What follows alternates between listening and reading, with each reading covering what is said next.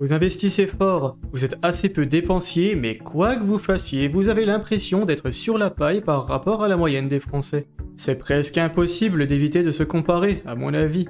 C'est un réflexe presque naturel pour comprendre si on est sur la bonne voie et apprendre de ceux qui s'en sortent mieux que nous. Mais la richesse ne se définit pas qu'à l'image que quelqu'un renvoie, ça ne marche vraiment pas comme ça. Il y a beaucoup d'autres choses à prendre en compte, et la plupart sont invisibles. Vous ne pourrez les connaître que si vous êtes proche de la personne à qui vous vous comparez. Et pourtant, on se compare tous à des personnes qu'on ne connaît pas, et on est vite impressionné par une belle voiture et une belle maison, mais mieux vaut éviter de tomber dans ce piège. La richesse, à mon avis, comprend certes l'argent, mais aussi 3 autres choses cruciales: la santé, la famille et le temps. Si vous êtes obligé de travailler énormément pour avoir de l'argent, ça pourrait nuire à votre santé physique et mentale. Ça pourrait aussi pénaliser votre vie sociale, car vous serez très souvent fatigué et n'aurez pas de temps à accorder à vos proches. Et vous n'aurez même peut-être pas de temps à accorder à quoi que ce soit d'autre que le travail d'ailleurs. Une situation qui n'est donc pas si enviable que ça, mais vous ne pensez sans doute pas à ces paramètres quand vous voyez quelqu'un qui semble riche et que vous vous comparez. Vous ne savez rien, vous n'avez pas la moindre idée de comment cette personne en est arrivée là. Si ça se trouve, il a hérité de presque tout, ou alors il passe tout son temps à travailler dur depuis de longues années. Peut-être qu'il a dû sacrifier beaucoup pour en arriver là, ou qu'il a tout simplement eu beaucoup de chance. Il est aussi possible qu'il ait été fortement pistonné pour avoir un poste qui paye bien. Bon, la liste est interminable donc je vais m'arrêter là, mais vous aurez compris qu'envier quelqu'un que vous ne connaissez pas est absurde. Et même si vous connaissez assez bien la personne, ce n'est pas pour autant que vous connaîtrez ses finances et ce qu'il y a derrière la vitrine. À cause de tout ce qu'on a déjà vu, mais aussi parce que cette personne n'est peut-être même pas spécialement riche. Ses finances pourraient très bien être dans le rouge. Encore une fois, vous n'en savez rien. Car honnêtement, avoir l'air riche est quelque chose d'excessivement simple. Prendre un crédit pour acheter une voiture ne présente aucune difficulté. Vous n'avez qu'à aller chez le vendeur et il vous accueillera avec un grand sourire. Quelques papiers et c'est fait. Vous conduisez une belle voiture neuve avec plein d'options gadgets dont vous pourrez vous vanter. Et voilà, vous avez l'air d'être super riche, alors que vous venez de prendre une des pires décisions financières qui existent.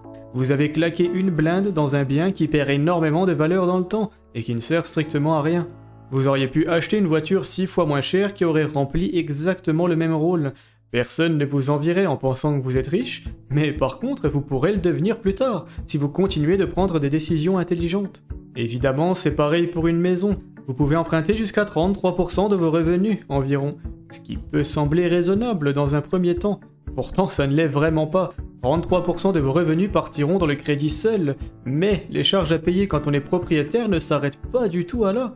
Si votre ménage gagne 4000 €, vous pouvez payer des mensualités de 1333 €, auxquelles on peut ajouter la taxe foncière, l'entretien du bien, sa rénovation, etc.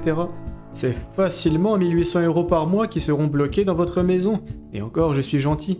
Si vous ou votre conjoint devez perdre son travail ou ne plus être en capacité de travailler, vous vous retrouverez quasi instantanément dans une énorme sauce. Si vous suivez ma chaîne, vous savez déjà toutes ces choses-là, et même si vous ne la suiviez pas d'ailleurs. Mais d'autres personnes se sont laissées avoir, et ce sont peut-être eux que vous enviez quand vous passez devant leur maison.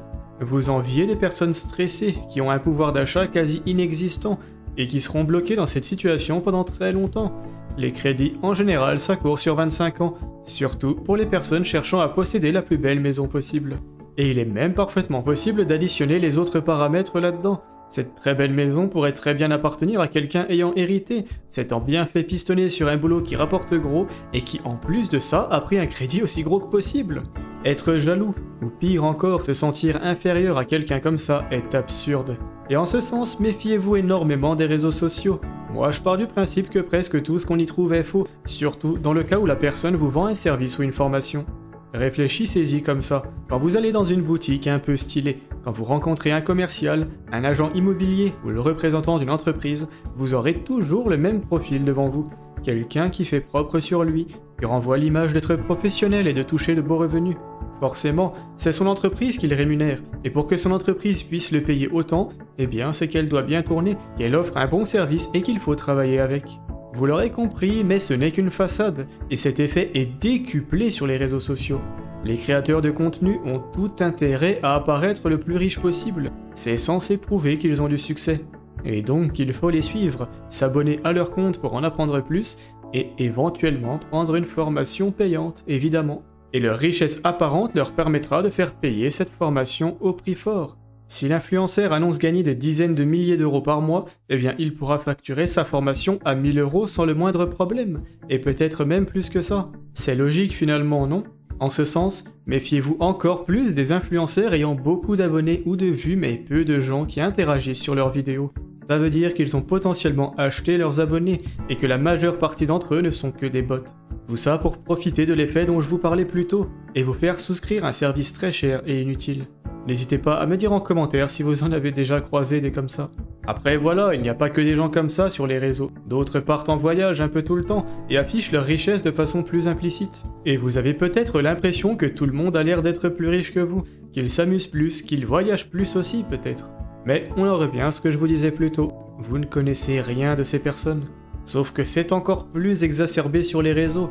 Les gens adorent poster pour se sentir supérieurs aux autres, donc ils partagent tout ce qu'il y a d'intéressant dans leur vie, mais ils se gardent bien de vous montrer tout le reste, évidemment.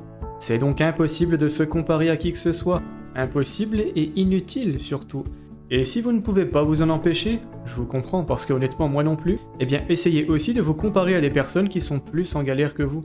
Ça vous permettra de relativiser, et ça ne peut pas faire de mal. Tout le monde a quelqu'un de plus riche que lui, sauf une personne, techniquement. Ce n'est pas pour autant que tout le monde est pauvre, encore une fois, c'est juste logique. De plus, construire du patrimoine et des relations, ça prend du temps. Ce qui veut dire que si vous vous comparez à quelqu'un de plus âgé que vous, eh bien vous savez vraiment tout faux sur toute la ligne. Encore une fois parce que vous ne savez sans doute pas tout de la personne, mais aussi parce qu'il a eu plus de temps que vous pour faire tout ça. Bref, tout ça n'est qu'une énorme perte de temps, et ça peut aussi être une énorme perte d'argent si vous vous faites avoir par les influenceurs mal intentionnés. Concentrez-vous sur vous-même et vos objectifs, tout le reste n'est que du bruit. En faisant preuve d'intelligence et en investissant assez bien, assez vite et assez fort, vous réussirez à atteindre des résultats exceptionnels. Des résultats qui pourraient vous permettre d'atteindre de très beaux objectifs. Un complément de revenu par exemple, qui viendrait augmenter votre pouvoir d'achat. Ou même de partir en retraite anticipée en étant rentier, ce qui est mon but à moi en tout cas. Je vous laisse en description un lien vers la vidéo dédiée à ce sujet. Vous y découvrirez mon patrimoine actuel, et surtout ma stratégie, dont vous pourriez ou non vous inspirer. Si vous ne le savez pas déjà, vous apprendrez qu'investir est en réalité très simple, et ne nécessite pas de formation à rallonge coûtant 1000 € ou plus. Des supports d'investissement passifs existent, et ils sont tous plébiscités par les études et les experts. Je pense aux ETF en bourse pour le côté actions et obligations, aux SCPI en immobilier, et j'en passe. Dans la description, vous verrez également que j'offre moi-même un service de formation. Mais celui-ci ne coûte que 30 € et dure un peu plus d'1 heure. Le temps nécessaire pour bien cerner votre profil et vous proposer un plan sur mesure, qui ne comprendra que des investissements passifs. Des placements que vous pourrez gérer vous-même.